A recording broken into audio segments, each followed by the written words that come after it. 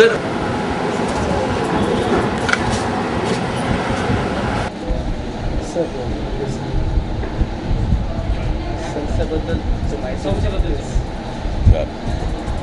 युवा परिवर्तन ही जी संस्था आहे त्यांनी 1998 साली युवा परिवर्तन हा प्रकल्प सुरू केला। त्याचं कारण असं की 80% विद्यार्थी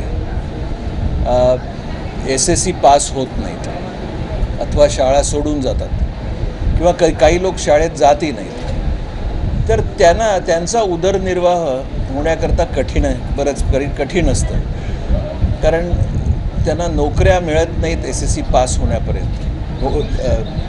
तर त्याकरता आम्ही असं ठरवलं की औद्योगिक प्रशिक्षण जर का त्यांना दिलं तर त्यांना वेज अथवा सेल्फ एम्प्लॉयमेंट म्हणजे नोकरी अथवा स्वतःचा धंदा सुरू करता येईल।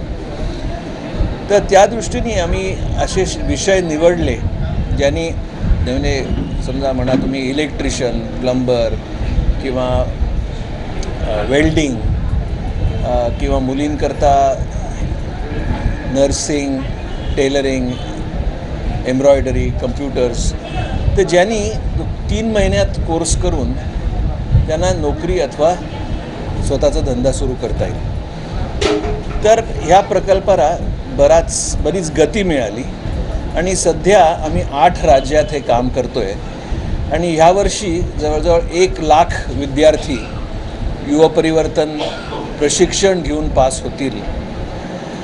तर त्याकरता आम्ही 5 वेगळे फॉर्मॅट्स वापरतो। एक म्हणजे आमची स्वतःची सेंटर्स असतात, युवा परिवर्तन सेंटर्स, जिथून मुलं प्रशिक्षण घेतात।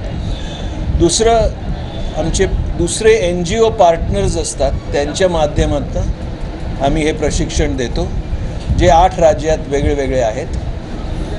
तिसरं जे गावात असतात म्हणजे ग्रामीण भागात असतात त्या विद्यार्थ्यांकरता आम्ही कॅम्प्स चालवतो, जे मोबाईल कॅम्प्स असतात। ते बाजाराच्या दिवशी आमची टीम तिकडे जाते आणि प्रचार करून 10 दिवसाचा कॅम्प चालवते, ज्यांनी त्यांना स्वतःचं बिझनेस तरी सुरू करता येतो। चौथा फॉर्मॅट आहे सरकारी अथवा इंडस्ट्रीचं प्रशिक्षण, ट्रेनिंग प्रोग्राम्स।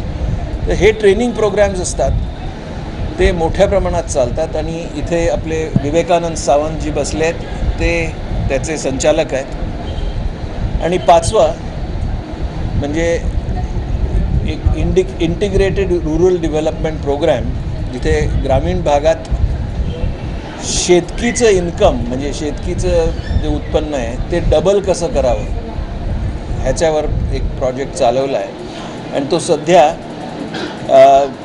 ठाणे जिल्हा आणि नाशिक जिल्ह्याच्या ट्रायबल आदिवासी भागात तो आत्ता सुरू आहे। सध्या 40 गावात आहे, पण तो पुढच्या वर्षी 500 गावात एक्सटेंड होणार आहे आणि आम्ही नंतर विचार करू की मराठवाड्यात कसा तो आणायचा आणि चालवायचा। थँक्यू।